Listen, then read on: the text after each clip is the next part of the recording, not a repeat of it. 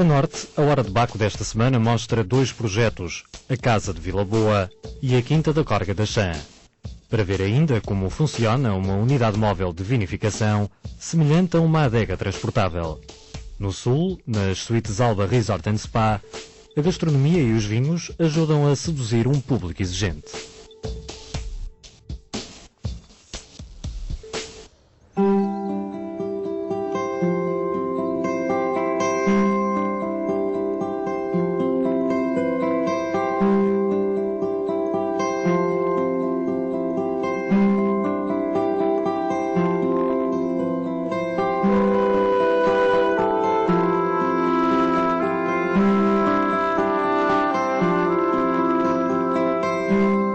Por vezes, nas casas de produtores de vinhos, aparecem pequenas grandes surpresas. Monumentos como este são um bom exemplo disso. Estamos na região dos vinhos verdes. Venha daí comigo. Este monumento do século XVIII é a bandeira da Casa de Vila Boa, junto a Marco de Canaveses. Para contar a história deste produtor, a família Lencastre, é preciso recuar e muito no tempo. As 26 gerações que nos ligam aos nossos antepassados têm sido, nas últimas, Albuquerque de Vasconcelos. Já houve vários nomes aqui titulares, porque 4 vezes que perdeu a baronia, mas atualmente realmente somos Lencastres. Esta família veio não sei quando, da Beira, sei que eles eram da Beira, e a documentação que nós temos cá, as cartas mais antigas que nós temos cá, datam do século XIV. Portanto, não sei que configuração a carta teria. Sei que conhecemos os nomes das pessoas, isso temos a nossa árvore genealógica, mas a casa não sabemos como era. Sei que tem uma carta de 1395, onde as pessoas moravam, não sei. Incertos são também os motivos que não permitiram a construção integral deste palácio. Ficou esta fachada imponente. O senhor da casa, António Albuquerque Carvalho Menezes, em 1753 era conselheiro do rei e decidiu fazer um palácio para receber a família real. Era o grande sonho dele. Contratou um arquiteto refugiado político em Portugal, que era espanhol, discípulo ou amigo do Nicolau Nasoni, pelo menos havia uma certa influência na arquitetura dele. Este é superior ao Nicolau Nasoni, segundo dizem os críticos, e então decidiram fazer um palácio e foi determinada uma determinada verba para construir o palácio. Acontece é que 16 anos depois, o dinheiro tinha sido todo gasto completamente e só havia a fachada. Simultaneamente, o arquiteto morreu, não havia plantas e, portanto, as pessoas decidiram, por diversas razões, parar a obra. Primeiro porque o arquiteto, não tendo plantas, mais ninguém, ou melhor, não havendo plantas e não havendo arquiteto, mais ninguém conseguia fazer as coisas e, portanto, decidiu parar a obra. Julga-se mesmo que ele terá caído. E depois o dinheiro tinha sido todo gasto. E ficou por aí. Isto é um monumento barroco, exuberante, caindo já para o rococó, que é a maneira mais rica, a fase mais rica do barroco, e é uma obra que realmente é excepcional. Um dos nomes maiores das letras portuguesas deixa um testemunho que poderá ajudar na descoberta do que terá acontecido por aqui. Uma história muito interessante ligada a isto e que me chegou às mãos há cerca de 2 semanas. 2 semanas é mesmo uma coisa muito interessante. Há uns senhores professores de literatura daqui de Vilamiá, conterrâneos, portanto, do António Nobre, que era visita assídua daqui de casa. Como sabem, António Nobre escrevia poesia. As edições que há de literatura do António Nobre são mesmo poesia. Há, no entanto, obras-primas dele não editadas que são cartas que ele escrevia aos amigos e que são mesmo verdadeiramente obras-primas. Uma dessas cartas chegou às minhas mãos e que ele fala dos fidalgos de Vila Boa como os catações. Os catações, é lindíssimo. Eram pessoas altamente influentes na corte e ele era visita muito de Vila Boa, não só por admirar as pessoas daqui, por se dar bem com elas, mas que ele tinha uma admiração ou uma paixão secreta por uma senhora cá da casa, de quem ele dizia que tinha umas mãos finas e uns dedos longos e brancos. Ele tinha uma paixão, verdadeira paixão por essa senhora. Acontece que o muito interessante disso é que ele diz-nos que soube que nessa altura a principal razão porque é que as obras, a fachada não continuou, foi porque o rei terminantemente lhe disse: tu fizeste uma casa ou queres fazer uma casa para me receber assim, mas eu não vou lá. Portanto, vais parar a casa, porque eu não posso visitar uma casa que seja superior ao palácio onde eu vivo, que é o Palácio de Queluz. Portanto, vocês estão a ver o que é a dimensão do que isto ia ser. É uma história cheia de interesse que vai dar mais alguma luz sobre a investigação que temos feito sobre as obras de Fidalgo. Na casa de Vila Boa, a cultura da vinha começou em meados dos anos 70 do século XX. Aos poucos, o projeto ficou consolidado e atualmente é gerido por pai e filho.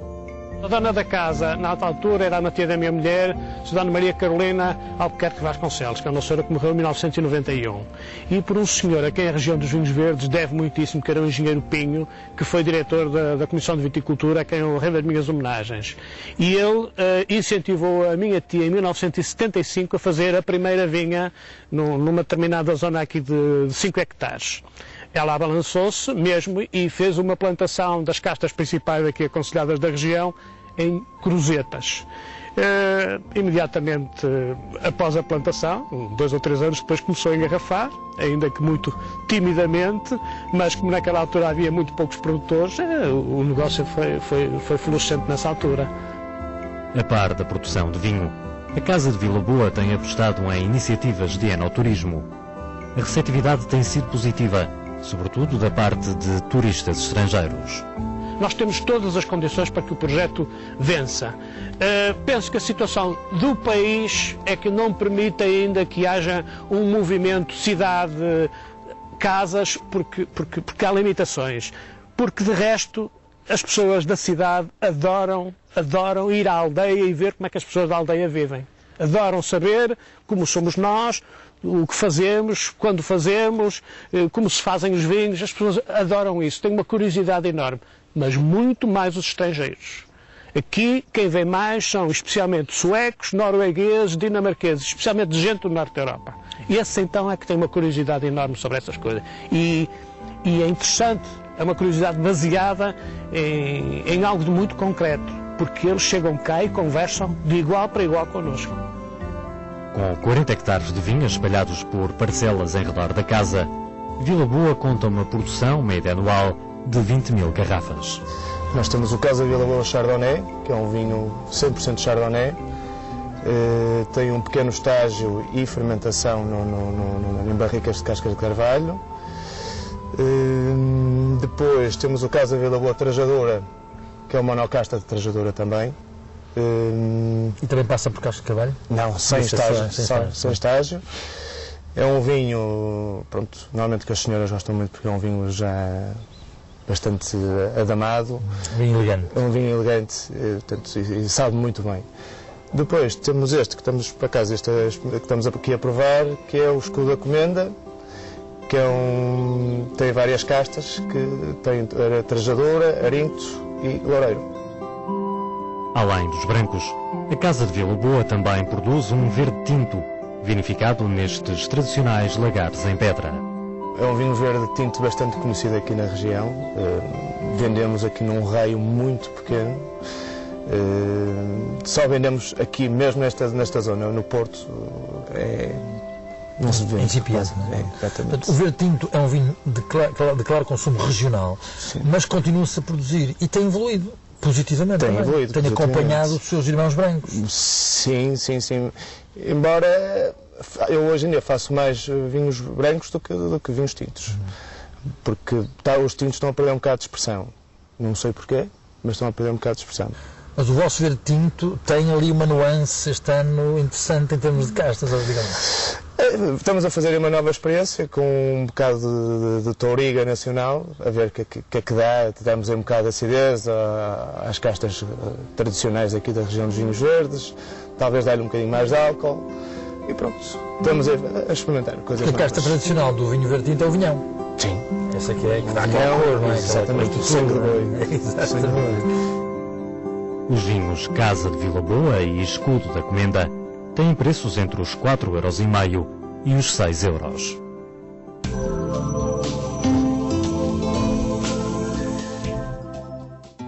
Ainda na região dos vinhos verdes, mas em Castelo de Paiva, estes são 4 hectares de vinha plantados na freguesia do Paraíso. Mas para aqui chegarmos, temos de enfrentar um caminho estreito e bem tortuoso em terra batida. Isto começou na década de 40, o meu avô adquiriu a propriedade e então dedicou-se precisamente ao vinho, já na altura, e à floresta. Entretanto, o meu pai, fazendo uma reconversão da vinha, há cerca de 20 anos atrás, alterou completamente a produção e começámos a ter as castas mais recomendadas e começámos a ter qualidade no vinho. Entretanto, houve problemas nas vendas das uvas e vimos que o mercado não estava muito receptivo e então envergámos pela marca própria. As vinhas da Corga da Chã estão ladeadas por cerca de meia centena de hectares de mato e floresta. As uvas foram durante anos entregues à adega cooperativa local. O projeto, como hoje conhecemos, só teve início há 3 anos. Incrivelmente já o vinho tinha fama no tempo do meu avô, embora fosse vinho feito em outros moldes, tinha fama porque toda a gente conhecia aqui, mas no raio, que o vinho da Corga da Chã é realmente um vinho que já se sobrepunha a alguns aqui da zona, porque o local é propício para grandes temperaturas e boas graduações, maturações muito boas, e portanto já na altura era um produto procurado. A Quinta da Corga da Chã é mais uma história de família. Na atualidade, a gestão passa por 6 irmãos. Há engenheiros, advogados, médicos e até um inspetor da judiciária. Todos, no entanto, conciliam as respectivas profissões com as vendas deste vinho. Temos um bom mercado aqui a nível local, principalmente Castelo de Paiva e Arouca, e depois na zona onde residimos, que é na zona do Porto. Toda a zona do Grande Porto temos ali muito bem colocado o vinho. Temos também a particularidade, temos algo no Sul, porque temos também um irmão que vive no Sul e daí temos realmente algum mercado também no Sul. Vocês são vários irmãos? Somos 6 irmãos. E têm também essa curiosidade de chamarem a vocês, não só a gestão da propriedade, não é? Como também o escoamento do vinho, a venda do vinho. O vinho é feito por nós, portanto cada um colabora nas vendas e pronto, tem sido muito fácil, porque a qualidade também é boa e portanto com todos a trabalhar consegue-se colocar muito bem vinho. Porque é vender o que se produz, que é vosso. O que é nosso, portanto o entusiasmo na venda é grande, eu acho que isso também ajuda, não é? Por ano, a Quinta da Corga da Chã está a produzir cerca de 25 mil garrafas. Com a nossa chegada, foi um pouco ver, num primeiro ano, qual seria o potencial e, portanto, o que eu aconselhei foi não vinificarmos a totalidade há 3 anos atrás, mas vamos ver que potencial é que estas uvas e este local pode dar ao produto final, que é o vinho, e depois de uma primeira vindima não tive dúvidas e disse, ok, vamos avançar num segundo ano para a vinificação total de toda a propriedade, todas as castas aqui plantadas, e correu muito bem. E o terceiro ano, de facto, foi o ano já da afirmação, onde podemos lançar os 2 vinhos monovarietais, que neste momento são, no fundo, ex-libris da Quinta, com um grande sucesso em termos do mercado, e perceber que, de facto, tínhamos aqui um projeto que poderia continuar. Com um volume de produção reduzido, em Corga da Chã está planeado o aumento da área de vinha, até porque as garrafas disponíveis no mercado têm esgotado rapidamente. Eu digo muitas vezes aos produtores que o facto de ser pequeno não tem que ser mau. Ou seja, o facto de ter uma pequena dimensão pode ser de grande qualidade. E, no fundo, o facto de serem poucas garrafas terão que ser tão bem feitas como se fossem 10 milhões de garrafas. Terão que ser muito bem rotuladas, um vinho muito bem feito, terá que ter uma qualidade de enchimento em termos de higiene sem qualquer problema. E se isso tudo for feito, e depois tem este caráter familiar em termos comerciais, que é de fundo uma família que acaba por abraçar também este projeto, não é? Porque é de cariz familiar, mas também no fundo acabamos por termos uma família vendedora do seu produto e que vende, tendo a certeza que está a vender um produto de qualidade, está a vender algo que é seu e que faz parte no fundo da sua família. E isso leva muito, não só à divulgação de uma forma muito rápida, pelo facto de serem 6 irmãos, neste projeto ajuda porque cada um tem atividades profissionais diversas e em cada sua atividade e no local onde trabalha e onde vive acaba por poder colocar o produto e colocá-lo de facto num patamar médio-alto, não só porque o produto merece, mas também no fundo acrescentar mais-valia a esta região e este produto. Os vinhos Corga da Chã são 2 monocasta, um de Arinto, outro de Trajadura. Nós achamos, num terceiro ano, que deveríamos avançar para 2 vinhos monovarietais, portanto, no segundo ano fizemos apenas um vinho de lote, achamos que as quantidades que tínhamos no terceiro ano de produção nos permitiriam, e pela qualidade que tínhamos, fazermos uma separação em 2 lotes. E também é importante que a região o faça e que os produtores o façam para dar a conhecer e alargar um pouco aquele conceito de que há apenas um vinho verde. Não é de facto, como eu chamo, produtos verdes, e que esta região é rica numa variedade, não são milhares de castas nem centenas de castas, mas tem diferentes castas, e que essas castas de facto dão produtos diferentes. E podemos, falando concretamente de 2 castas que aqui estão representadas, o caso da casta Trajadura e o caso da casta Arinto ou Pederná. Se as pessoas gostarem, por exemplo, de um vinho mais aromático, com uma menor teor de acidez, mais fácil de beber, podem, por exemplo, optar para a casta Trajadura, porque há vinhos com essas características. Se pretenderem, por exemplo, para uma gastronomia um pouco mais elaborada, um vinho mais cheio em termos de corpo, ou com uma acidez mais viva, com teor alcoólico também um bocadinho mais vivo, podem optar para a casta Arinto. Portanto, essa diferença de castas, de poder que o consumidor as possa perceber e consumir também. O preço dos vinhos da Quinta da Córrega da Chã é de 6,5 €.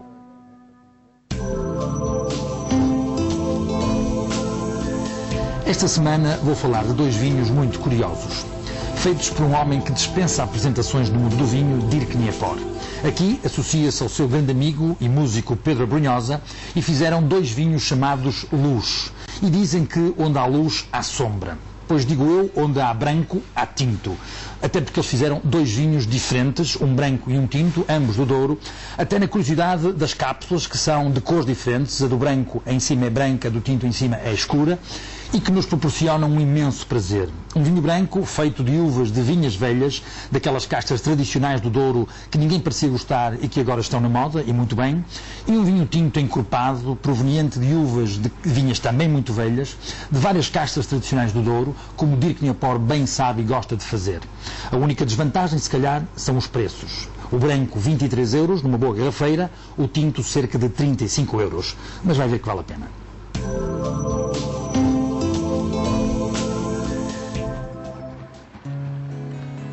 Esta viatura esconde aquilo a que poderíamos chamar de adega portátil. Trata-se, concretamente, de uma unidade móvel de vinificação pensada pela A2V, uma empresa de consultoria enológica. É uma espécie de adega portátil. Nós conseguimos neste momento levar até ao produtor tudo, desde que ele tenha apenas as cubas de inox, ou não, para colocar o produto, e as uvas para vindimar. Todo o resto, inclusive frio móvel, portanto unidades de frio móvel conseguimos transportar, bombas de massa, trasfegas, enfim, tudo que o produtor precisa, menos as uvas neste momento e as cubas de inox, ou os depósitos, os recipientes para colocar o mosto após a prensagem. Esta Quinta da Torre, no Marco de Canaveses, é o exemplo de um pequeno viticultor que decidiu contratar a unidade móvel. E de facto conseguimos provar que com este tipo de equipamento, seguindo algumas orientações nossas em termos de vinificação, porque no fundo acabamos por levar algum know-how, sempre que levamos o equipamento levamos também um técnico, e esse técnico no fundo transporta algum know-how para o produtor, é orientá-lo de forma a obter melhor qualidade na sua produção, no seu vinho final, com as suas uvas, daquele que obtinha no passado. E essa de facto é a nossa grande mais-valia, no fundo permitir ter mais atributos no vinho que antes possuía o produtor. Com cerca de 2 dezenas de clientes espalhados pelo país, um dos desafios desta unidade móvel de vinificação é conseguir dar resposta a todas as solicitações em tempo de vindimas. De facto, essa é a nossa grande dificuldade, é toda a gestão do equipamento, porque além do equipamento colocamos normalmente um técnico com esse equipamento. A nossa vantagem é termos, neste momento estamos com 4 prensas pneumáticas, cada uma acoplada a uma bomba de massas para colocação das uvas no interior da prensa. A grande vantagem que temos é que normalmente no país, porque estamos a falar de um serviço que neste momento prestamos a nível nacional, portanto, normalmente começamos pelo Alentejo, passamos pelo Douro, Dão e acabamos nos vinhos verdes. A grande vantagem é que normalmente há algum desfazamento em termos de timing, de vindima, entre o Alentejo, o Douro, os Verdes, o Dão e muitas vezes a Bairrada. Isso possibilita-nos, de facto, ajustar o equipamento à medida que as vindimas vão decorrendo no tempo e nas regiões. Mas, de facto, essa gestão muitas vezes não é fácil. Como eu costumo dizer, quando o São Pedro não nos ajuda, em termos de marcação, obriga-nos sempre a ter algum equipamento de folga, por assim dizer, para alguma eventualidade, algum atraso na vindima, alguma chuva que possa ocorrer e um pouco atrasar-nos alguma vindima que esteja programada. Com recurso a esta tecnologia e respectivo apoio técnico, os produtores de pequena e média dimensão podem, pelo menos numa fase inicial, poupar alguns euros em aquisição de equipamentos. É um pouco verdade. Eu julgo que essa tendência de adegas super equipadas logo no arranque tem vindo a diminuir. Tem muito a ver também com o apoio aos projetos de equipamentos, que também tem vindo a diminuir esse tipo de apoio. E hoje, muitas vezes, quando se equipa a adega, no início, cada vez mais se recorre a outsourcing. Já é muito vulgar encontrar, a nível do engarrafamento, a nível da rotulagem, essa prestação de serviço. Existem várias empresas, quer em Portugal, quer no estrangeiro, a fazer isso. A nível da vinificação, julgo que já não é tão comum encontrar empresas que possam fazer esse tipo. E dado que o equipamento é de facto muito caro, cada vez cabe mais esse tipo de apoio e possibilita ao produtor fazer investimentos em áreas muito mais críticas em termos de qualidade final do que, por exemplo, numa prensa pneumática, onde custam vários milhares de contos para trabalhar muitas vezes 1-2 dias por ano. Além desta unidade móvel de vinificação, existe ainda um esquema semelhante que permite a feitura de espumantes.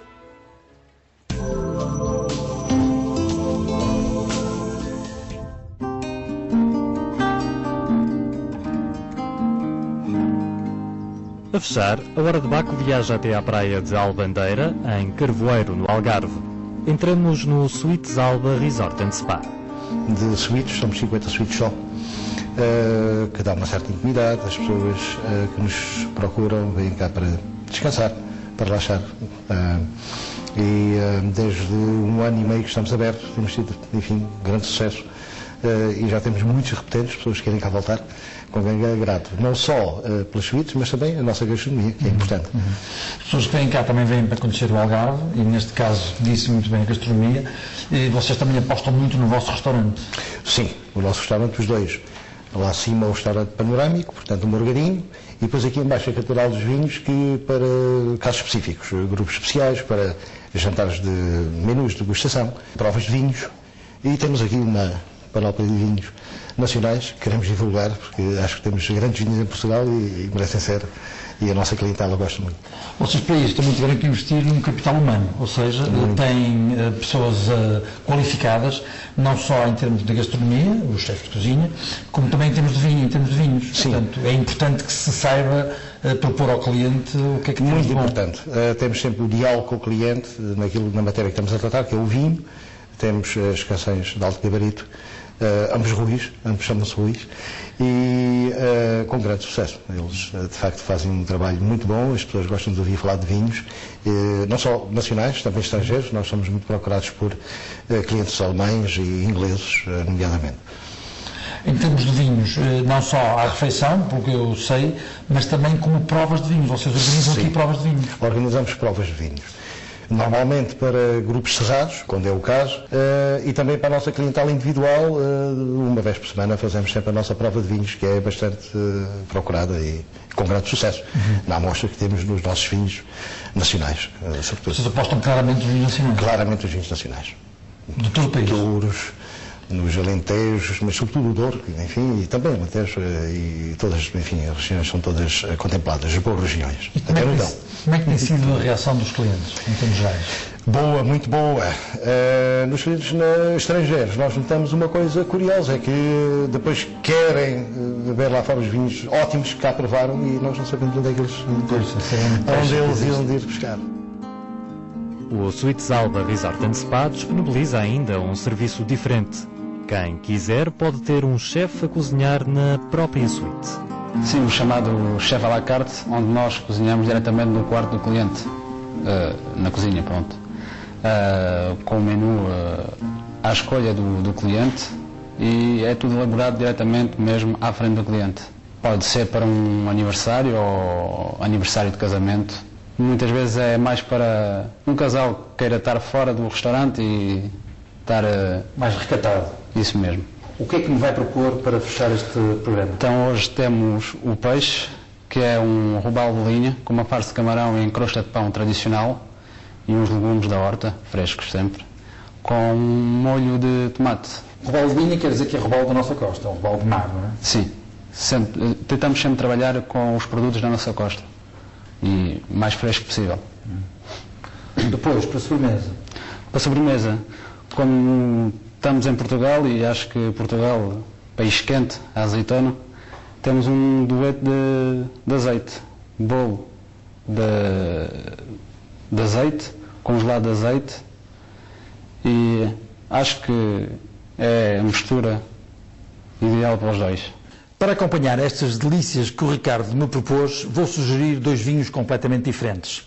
Para o peixe, um rosé do Douro Superior, o Quinta da Sequeira 2006, um vinho muito elegante, um vinho muito frutado, aromático, um vinho que, bebido à temperatura exata, vai servir de companhia excelente para este robalo de mar. Depois, para a sobremesa, um vinho branco colheita tardia de Bucelas, da Quinta da Romeira. Uma surpresa no mercado nacional, da colheita de 2004, que vai ser extraordinária com aquela sobremesa que o Ricardo nos propôs.